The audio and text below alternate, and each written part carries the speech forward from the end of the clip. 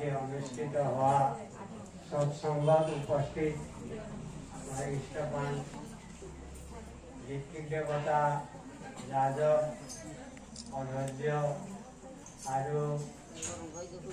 उपस्थित दादाসকল এতিয়া इष्ट प्रसंग কৰিব লাগে মই বলিব কৈছে দাদাই কিন্তু আসলতে মইতো इष्ट प्रसंग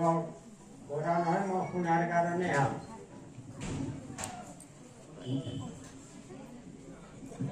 कारण ठाकुर कथा কোৱাটো ইমান সহজ কথা নহয় बहुत कथा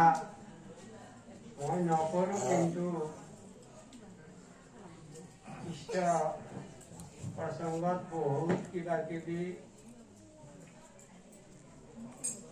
কৈ গলো সেইটো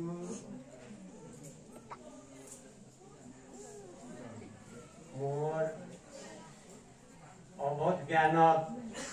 এইটো কিন্তু इष्ट प्रसंग তেনেকুৱা নকৰে বুলি মোৰ ধাৰণা মই সেইকাৰণে इष्ट प्रसंग মানে ঠাকুৰৰ বিষয়ে মই কম জানো যজন যজন इष्ट भीति करले काटे महाभीति বুলি আছে না এই যজন যজন তো আর করা নহয় इष्ट भीति খিনি করো আৰু শিক্ষা লোৱাৰ সময়ত আমাৰ ঋত্বিক দাদাই কৈছিল प्रथमते व्यक्ति दंपति गृह समाज এইটোহে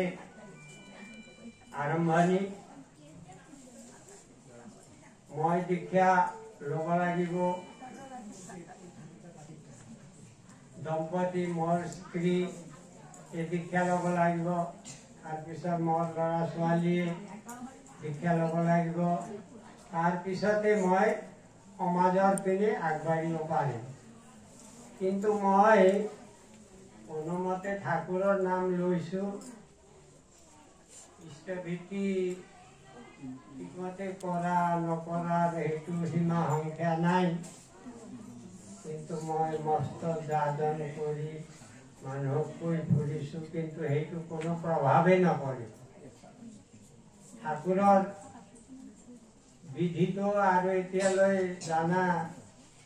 কথাত সেইটো কোনো বিধিৰ ভিতৰতে নপৰিব গতিকে মই নিজে কৰাৰ লগতে গৃহক যদি চম্ভালিব নোৱাৰিম বা গৃহস্থ যদি इष्ट भीति कम से कम इष्ट भीति चलनत यदि सिद्धहस्त नहय बा स्वस्थानी लोৱাৰ पिने यदि अग्रसर नहय তেতিয়া হলে দেখা যায় যে বহুত সময় মানে আমার কোৱা কথাৰ লগত মিল নাখায় মানে আমি সৎসঙ্গ কৰি ঠাকুৰৰ কথা কৈ মানুহক উদ্বুদ্ধ কৰিব আমি নোৱাৰো কাৰণ আমাৰ পঢ়াৰ চলনৰ লগতে আমাৰ কোৱাৰ কথাটো মিল খাব লাগিব তেতিয়াই ঠাকুৰৰ প্ৰসংগত আমি আহিব পাৰিম সেইকাৰণে दिन रात एक करी हमार आचार्य देवे घुरी घुरी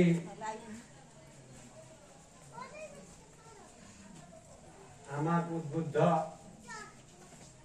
করার চেষ্টা করেছে এতে আমি আচাৰ্যদেৱৰ দৰ্শন ইষ্ট পৰিবাৰৰ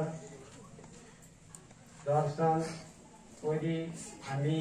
নিশ্চয় মংগলৰ অধিকাৰী হৈছো আৰু তেনেকেই আমাৰ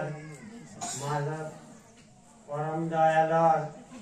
মংগল বৰ্ষণ হৈ থাকিব বুলি মই অনুভৱ কৰিছো। বিশেষ কৰি এতিয়া ইষ্ট প্ৰসংগ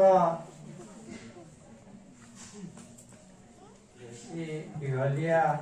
কৰাৰ সময় নাই।